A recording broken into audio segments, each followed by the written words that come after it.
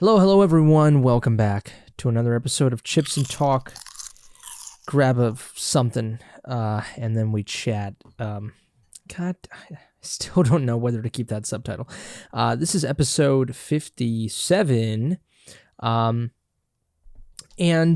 it's a special episode, specifically because I am officially wearing my Super Mario hoodie.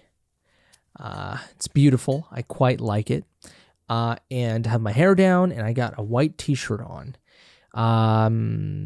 Nothing special at all, but I figured I'd say it's special anyway. But I hope you're doing well. I've been all right. I hope, wherever you're at the gym, or you're driving to, I don't know, a funeral, school, work, whatever it is. I hope that life finds you well, as well as it possibly can. We'll say that. Yeah, it might have been a little dark there, what I just said, but hey, I think everyone deals with what they deal with, and life sucks a lot of the times. It does. But I try to look at myself in the mirror and tell myself, well, I'm still here, right? So even if life sucks, I'm still here experiencing how much life sucks. So therefore, there must be some sort of value. Yeah, so this is a great way to start off the show.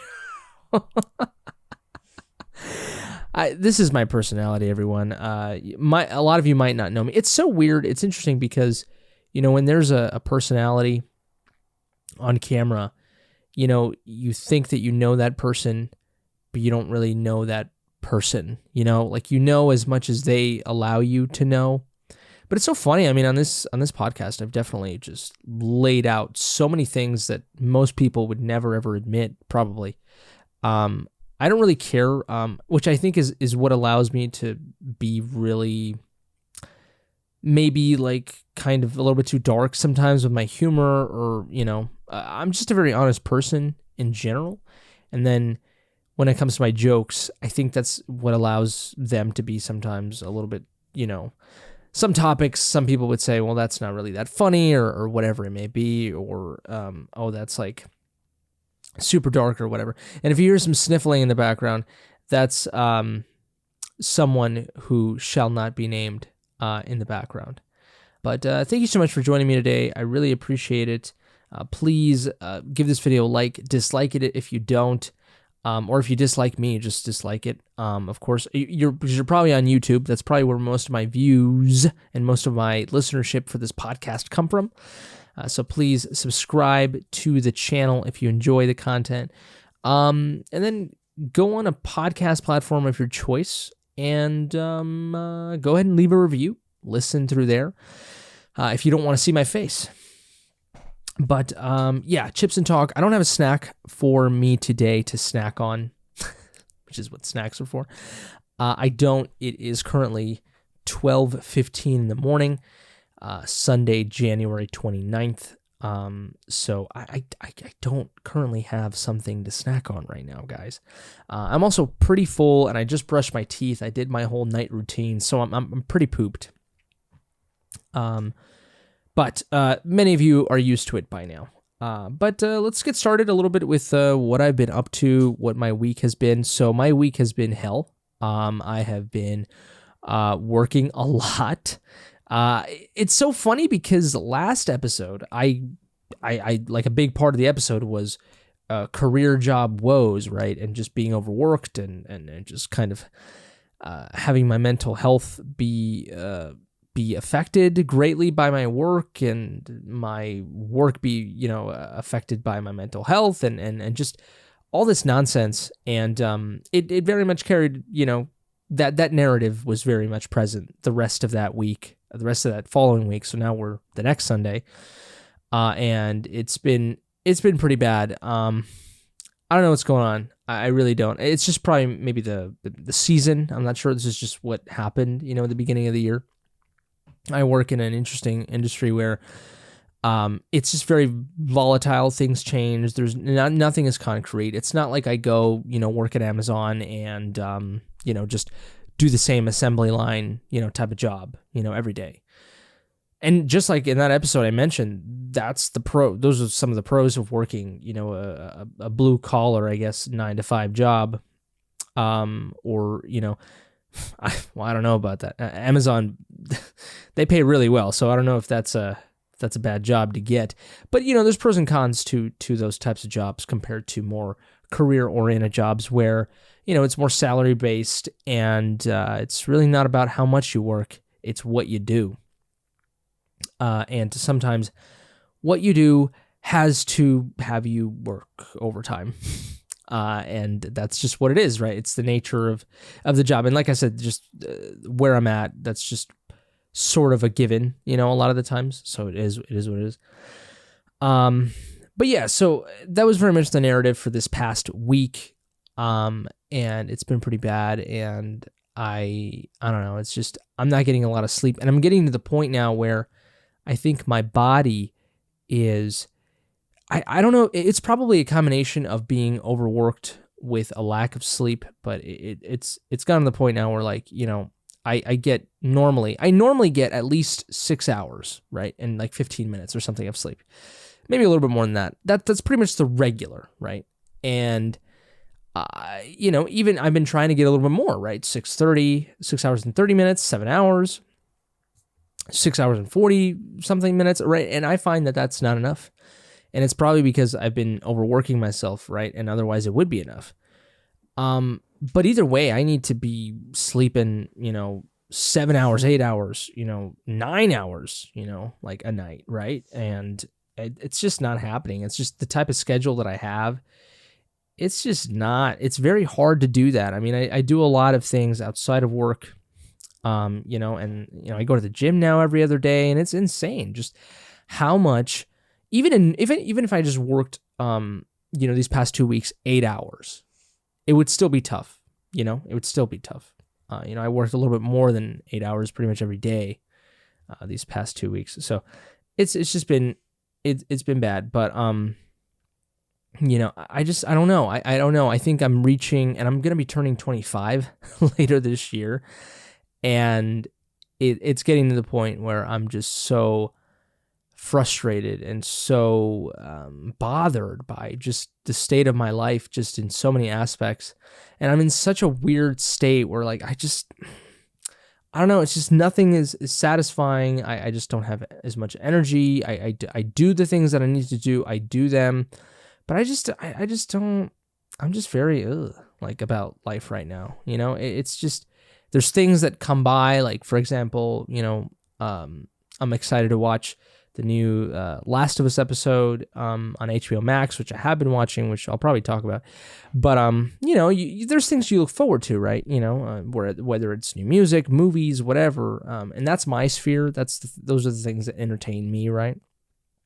So I very much look forward to those things, and they make my life, a little bit more bearable. But it's life itself, when it comes to dealing with people and just work itself. And then even the side hustles that I do, when it comes to YouTube, I am so behind on YouTube, in terms of, I'm not going to be able to put out a video this week. It's just not happening. And it's a really good video. It's about The Last of Us.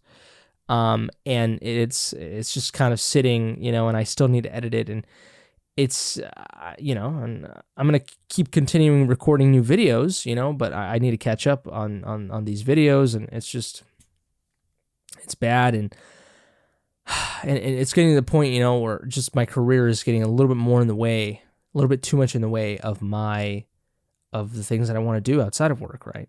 And that's not okay, and it's not even that, I'm just working, the hours that I need to at work, the required hours, and I don't have enough time outside. No, it's that I'm working too much, and it just is, like I said, it is the nature of the job. Sometimes it just comes with that, but there's some nuance in there, and there's some things that we can talk about, in there that, kind of are very frustrating, but whatever, you just deal with it. And, it's not going to last forever. Of course, nothing lasts forever, other than suffering. But you try to make the most out of the suffering, right? You pick your poison in the best way you possibly can. So, suffering is constant, but so you just pick a lesser frustrating poison. That didn't make any sense, but I think you know what I mean. So yeah, what was I going to say? Yeah, so I've been behind on YouTube, just all this stuff. And it just seems that every episode I just end up complaining about my mental health and my mental state and my life. And it's bad, but it just goes to show you how much I don't know, maybe it's just how it's evidence of how present it is in my life. Really reminds me a lot about that Nirvana song. It's called Dumb. It's one of my favorite Nirvana songs, probably my favorite Nirvana song ever. But it's basically, and I made a video about it actually, so it's kind of redundant if you've watched the video. But it's, it's this thing of like, I kind of envy people who are able to be happy, just going about their lives in a mundane way, in a way, it's people, the lyrics, there's like, the dude who just, watches TV, like after work or something, and he just kicks back, watches TV, and that's it, and that satisfies him, and there's just so many, but there's just so many things that I wish I could be satisfied with in my life. But also, if I take that aspect of me, that hard to please aspect of myself, it would inevitably be taking away aspects of my creativity and the things that make me who I am, right? I mean, I'm not a perfectionist, but then again, I am, and I think that, if you do take that part away, if I become a little bit more complacent, if I become a little bit more conformist in my life, I think that it would severely hinder my ability to be creative, and that's what I ultimately care about the most. And the projects that I do, whether it's on YouTube or the really freaking, time-consuming projects like audio story telling, that just get the least amount of attention on my channel. But I think it would severely affect that aspect of my life, those aspects of my life, right? So it's very much a blessing and a curse. Of course, I do recognize that God damn it, I'm such a terrible fucking speaker. I just, there's a lot of things that I know are good, but they're also the very much the things that make my life so unbearable sometimes, or so frustrating, so annoying, right? And that's just the way it is, right? That's just the way it is. But yeah, I do envy just sort of that, just like being dumb as the song, kind of expresses it, where it's like you just go about your life, you don't really give a shit that much, and you're just and you're easily pleased, and you're sort of kind of happy all the time, right? And you just kind of know that life is suffering, but you sort of avoid it, or you're too ignorant, whatever it may be, right? It's this blissfulness, whether it's conscious or unconscious. I very much do envy that. And there's people who are capable of doing that consciously. And in a way, that's probably more admirable, right? But on the other hand, you can make the argument that, well, you're just lying to yourself. Like, that's not good, So I don't know. I'm in between, I'm very much a realist. I don't think that I'm a pessimist. I mean, I think I'm a pessimist by just basic standards on the surface. But ultimately, I love life, and I think I love life a little bit too much. And so that's why I'm super sensitive, to life.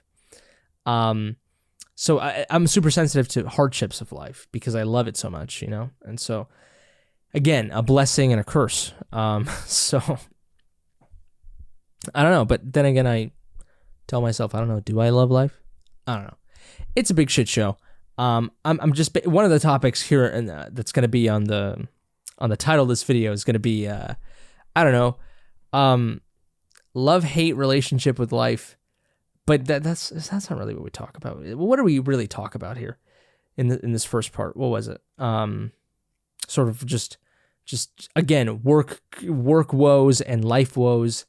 I'm just gonna put life woes. I'm just gonna do that. Screw it. That's technically what I'm talking. Whatever. Just whatever. But yeah. Other things that I've been up to. Well, like I said, I'm behind on YouTube, which sucks because this coming video that I have is just so good, and I wish I could just pump it out. I really do. It's just, but it's insane how draining, just other aspects of your life can be. And they affect, just the things that you want to do in your life. It's insane. But yeah, I need to get more sleep. Anyways, I have ordered on eBay Mortal Kombat versus DC Universe. Here's the nerd part of the podcast. So very much click out or go watch something else. If you're not interested in this, I'm sorry. But Mortal Kombat versus DC Universe on the PlayStation 3, that's a game that is very much not well received, I would say. I think it's very moderate to disliked, in terms of ratings. And it was it's a game that came out, I believe, in 2008 or 2009. One of those. Or fuck, was it? I think it was earlier than that. It must have been 2008. Yeah, because Mortal Kombat 9 came out in 2011. So Mortal Kombat vs. DC Universe was the first Mortal Kombat game on 7th generation consoles. Is that 7th generation? Let me just check. Let me fucking double check here. 7th generation, generational consoles. Generation consoles. I think that might have been the PS2.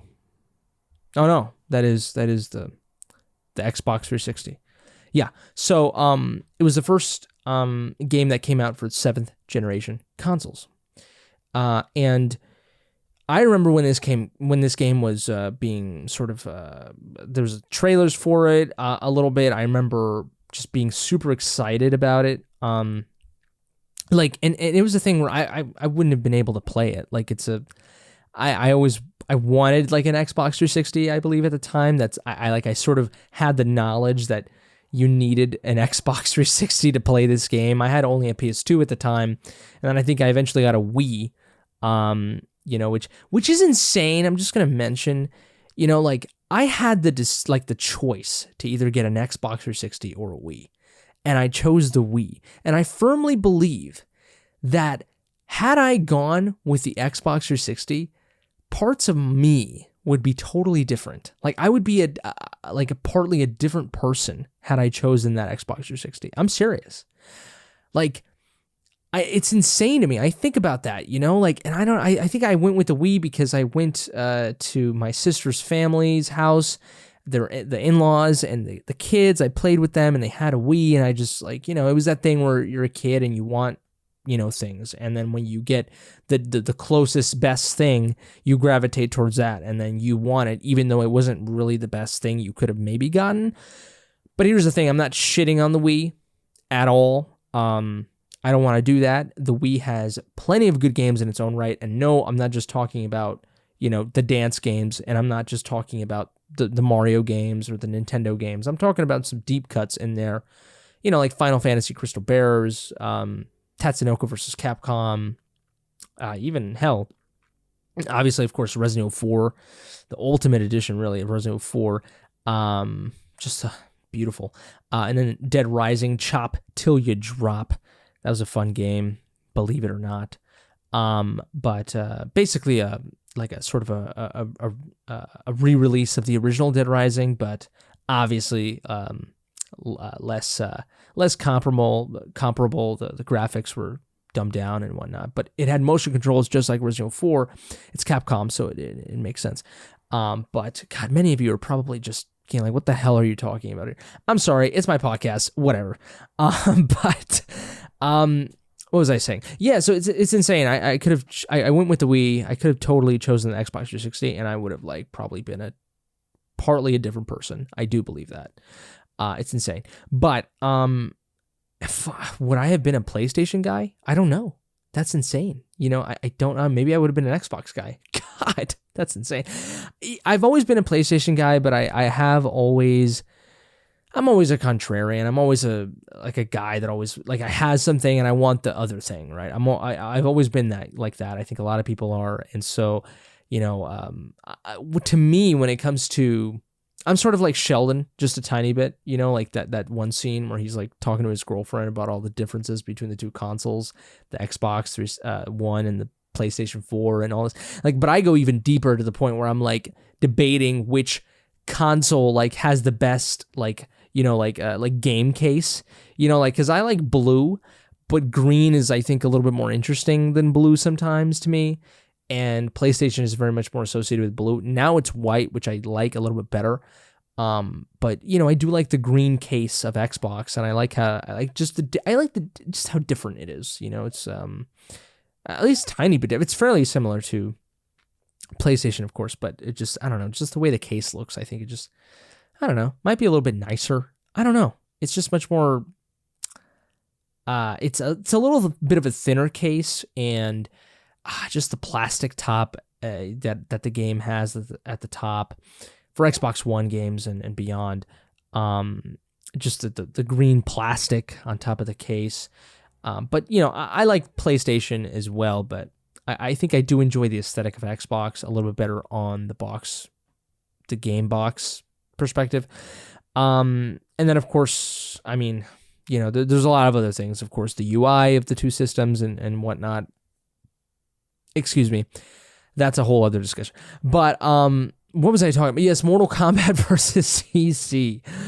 I do remember. I don't think I've said this to many of you. I don't think I might have mentioned it on this channel. But when I was around 11, 12 years old, maybe a little bit younger, I'm not sure, I won a local like TV anchor competition. It was like about 100 kids like auditioned to be like news anchors.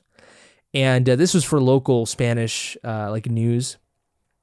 And it was about 100 some kids auditioned. It was the first season. It was called The Journalists of Tomorrow. That's what they were called, right?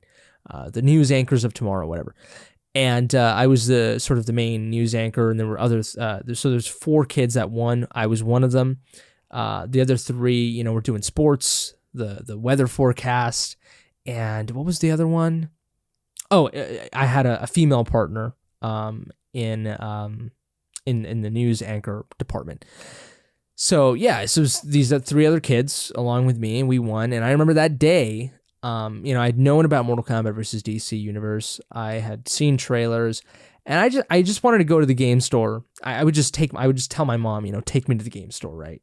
And so we'd go, and it was at night. I think she picked me up, and I needed to go back to my dad. I'm not sure what it was. I wanted to go because my mom and dad were, I would go back and forth between them.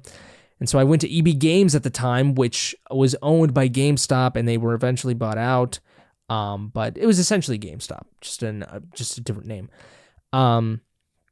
But I went to EB Games, and I just remember when there was a new release, like in the back, there's behind the cash register, there was just a giant, just the game was multiplied by 100. It was just, like dozens and dozens of copies of the game. I think they were just like, it was just the art of the game. Like it was the box, but like the art, it was just that. It was like, this is the game, right? That's new or whatever. And it was a big deal. I mean, it was a new Mortal Kombat game. Like it was insane, right?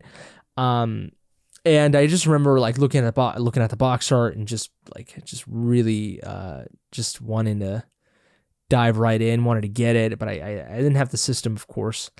I just looked at it. That's all I did, and then my mom took me to my father after that. But that game I have a fond memory with. And then I eventually, when I got a PS3, I ended up getting it and I played it, and I thought it was all right. It didn't really blow my mind. It's insane. You would think it totally would, right? But when I ended up getting a PS3 of my own, really with my own money around, probably early high school. I played a lot of the games that I wanted, when I was much younger and I had a Wii and I really wanted a 360 and whatnot, and I got a lot of that, and it was fine, but now, I don't know what happened. I think what the hell happened? Where is that game? I totally should still have that game. I totally bought it. I might have sold it or something. I might have lost it. But you know what? I do remember it was a greatest hits version. And you don't want a greatest hits version. The PlayStation, it was for the PlayStation 3. I bought it for the PlayStation 3. And it comes with a red freaking box. And it was just it doesn't look that cool. I mean, I don't know, maybe if all the PlayStation, 3 cases were like that, were red, that'd be great, but the greatest hits one were red. I will say the PlayStation 3 greatest hits looked much better than the Xbox, the Platinum Hits as they called it. And that was a hideous box art. That was just hideous.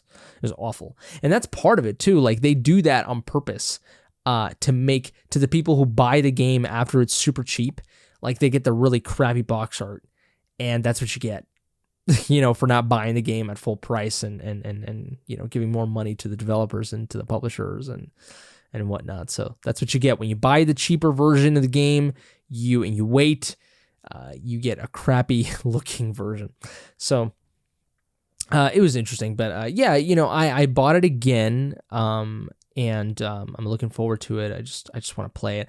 I've also been watching a little bit of Mr. G Star 321 on YouTube. He just does playthroughs of Mortal Kombat on the YouTube, and he his playthrough of Mortal Kombat versus DC Universe is just hilarious. I mean, all of his playthroughs are fairly funny. But Mortal Kombat versus DC is literally in the name. It's a fighting game, Mortal Kombat, and then they combined DC Universe characters. And at the time, it was a very bizarre choice because Mortal Kombat and DC don't honestly, I think they would very well be able to be combined. I do think so, just because DC is a little bit more on the darker edge of the spectrum. It would have been impossible to do a Marvel versus Mortal Kombat, game. Just simply because, Marvel is it's a much more Disney property now. It's much more child friendly. It's not really rated R stuff, but DC is not afraid to go to that rated R stuff. But overall, when you have characters like Wonder Woman, Batman, Superman, it's rather PG-13. And so the game was ultimately was rated teen. And that's not Mortal Kombat at all. Mortal Kombat is rated M for mature. Extreme gore, violence, all that, and all the blood, And this game did have some blood, but, obviously the violence was toned down just way too low, to the point where it really affected the enjoyment of some hardcore Mortal Kombat fans with the game.